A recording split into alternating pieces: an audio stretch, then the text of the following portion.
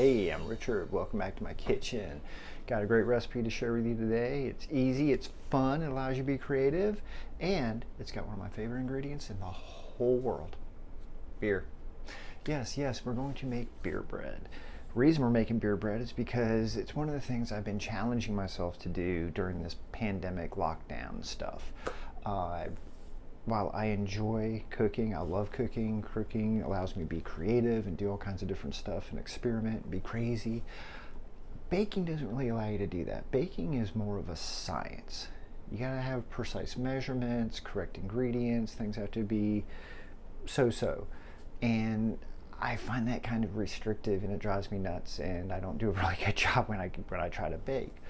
But I've been working really hard to learn how to make bread. I've been trying different recipes, doing different things, and probably the easiest way to make fresh baked bread is making beer bread. 6 ingredients, takes about less than an hour and a half from start to finish. I mean, you can't complain about it, right?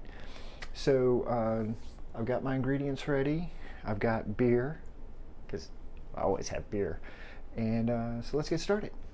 All right, we're back, ready to go. I've got ingredients here. This one's mine. This is not going in the bread. But only need a couple of ingredients. Some baking powder. Make sure it's powder, not soda. Trust me on this. Some butter. The recipe I'm using calls for about 1/4 cup of butter. I'm only using about, I don't know, 2.5 tablespoons. Your mileage may vary. It depends on what you are trying to accomplish. The reason for the butter, it doesn't actually go in the mix. It's going to go over the top of the bread. We're going to melt it and pour it over the batter before we put it in, because that helps it to brown up and look nice and golden and crusty. If you prefer a softer, less brown crust, omit the butter. Easy peasy. All right, I've got whole wheat flour. It's whole wheat all-purpose flour, beer, salt, sugar, which, you know, I could just stick my finger in it to sweeten it, but we'll go with sugar. Yeah, sorry. That's about it. Quick note about the beer. You can use pretty much any beer for this. I've tried it with, see, this one is a lager. I've done it with IPAs. I've done it with Pilsners. Kind of your run-of-the-mill beers work fine. I have not done it with a porter or a stout, although I'm curious to see how it would turn out. I think it might end up being more like maybe a pumpernickel or something, darker, maybe a heavier flavor. I'll try it at some point and let you know. One other note is non-alcoholic beer. You can use non-alcoholic beer if you prefer. However, there's always a however, right? The reason beer works in this is because beer has yeast in it, and yeast is what creates the alcohol. See, science. Non-alcoholic beer, obviously, no yeast, no alcohol. So if you do use non-alcoholic beer for this, you need to add one of those little packets of instant yeast. Not a big deal. You can pick those up at the supermarket. They're pennies. So let me get in the mixing bowl and we'll start throwing this puppy together. Now, I always try to keep things very simple for you. There is one little caveat with this, and that is the flour. Now, you can scoop the flour, tap your cup, get everything level, get the air out, dump it, and do your 3 cups of flour that way. However, I've found that if you do it straight like that, your loaf will probably be a little thicker, denser, more like a biscuit than lighter and airier like bread. So you can always sift it. That's what I'm going to try doing. We'll see how that works out. Now, one tip, or another tip I should say, because I'm already giving you a couple, is you know, when you get your flour out, make sure you tap your container. It helps to have a clear plastic one like this so you can see if there's any air bubbles inside of it. This one's looking pretty good. So we've got one. By the way, I love these little, now see, this has got big air bubble in here, if you can see it. So I'm going to end up scooping some extra and then tapping it. I love these bread containers like this because they got this nice plastic piece that sticks out that you can scrape it off, level it up.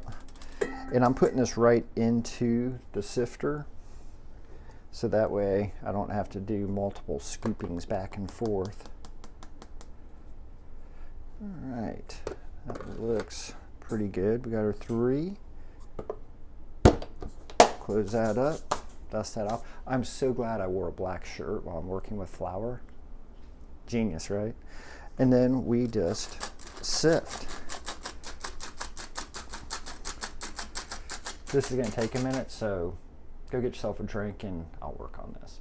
All right, that only took about 2 minutes, so got a nice little bowl of sifted flour here.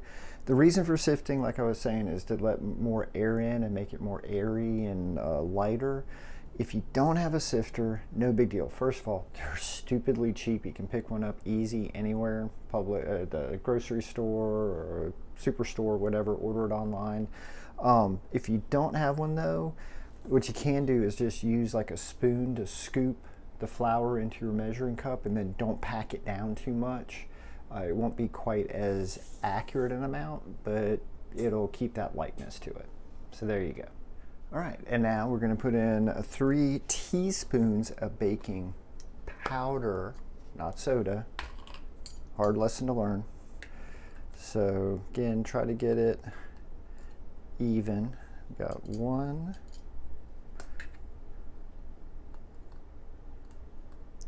2,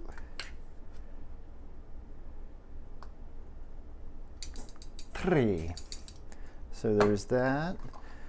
And then we're going to do a teaspoon of salt. Wipe that off a little bit before I stick it in the salt. So we're going to do 1 teaspoon of salt. All right. And then we're going to do a 1/4 cup of sugar. Now, like I said, I could stick my finger in it, be too overpowering, way too sweet. We're going to use real sugar. All right, I measured out a 1/4 cup of sugar. I'm using like a fine grained sugar. I find that that works better in the bread as far as dispersing and everything more than the heavier grained sugar. So I'm going to put that in there, and now it's ready to mix. Woohoo! All right, we're going to get just the dry ingredients mixed together pretty well here.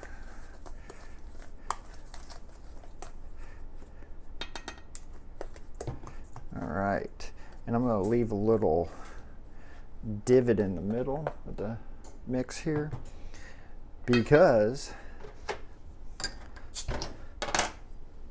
that's where this goes.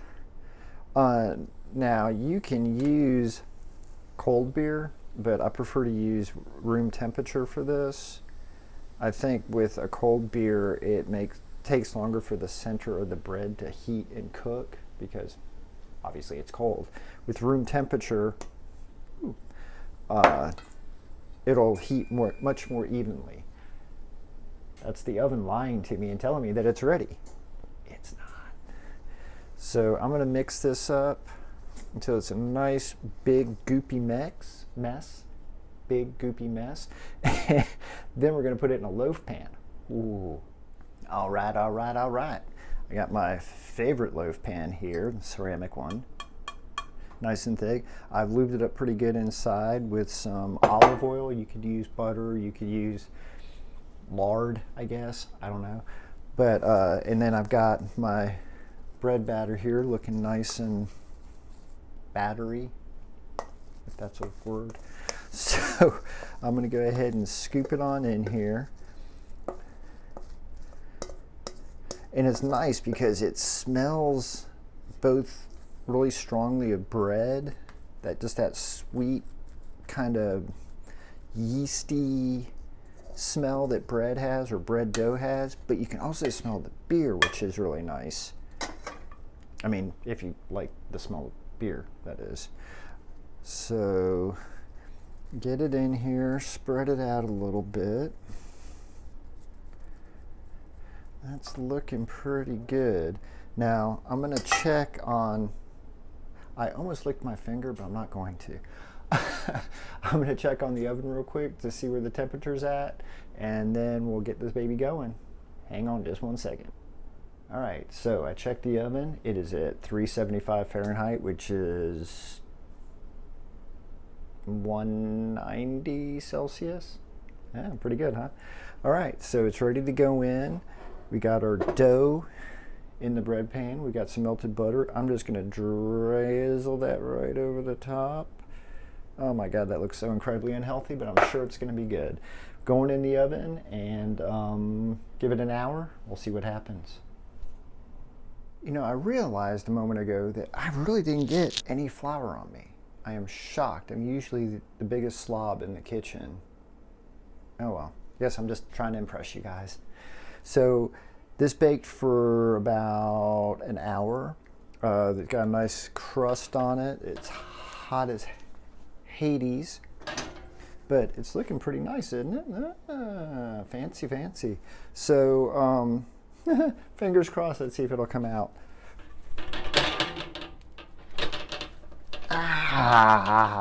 No, not so much. Yeah, so it stuck a little bit. So, yeah, I guess I needed to maybe lube it up more. I don't know. But the bread itself looks really good. It tastes good. Just the loaf stuck. So, oh well. We'll count that as an 80% win. Besides, food doesn't necessarily have to be pretty. It's not like this is a fancy restaurant, so what the hell. All right, so this, my friends, is beer bread. Give it a shot. Try it. I think you'll like it. It's, like I said, a quick and easy way to make bread yourself. You can get your house smelling really nice. A couple of cool things about beer bread is you can customize it a little bit. A few suggestions. Instead of sugar, try using some honey. You can maybe throw some shredded cheese into the batter. You could put cheese on the top of it. You could do dry herbs. You could do some dried rosemary, basil, maybe some thyme. All good little additions. Oh, you could even dice up some, say, jalapeno pepper to put in the batter. Lots of options. So get creative with it, have fun, experiment. You never know what you might end up with. Might be something fantastic. Okay, so until next time, I'd appreciate it if you would subscribe, leave a comment, rate it, tell your friends, tell your neighbors. If you hate the show, tell your enemies. Check out my blog, richardbist.com. Check out my short story collections available on Amazon and Barnes & Noble online. And check out my creativity podcast. I've also got episodes here on my YouTube channel somewhere. So check it out. Be safe, be creative, be kind. Cheers. This is actually really damn good. Looks like hell, but it's really damn good.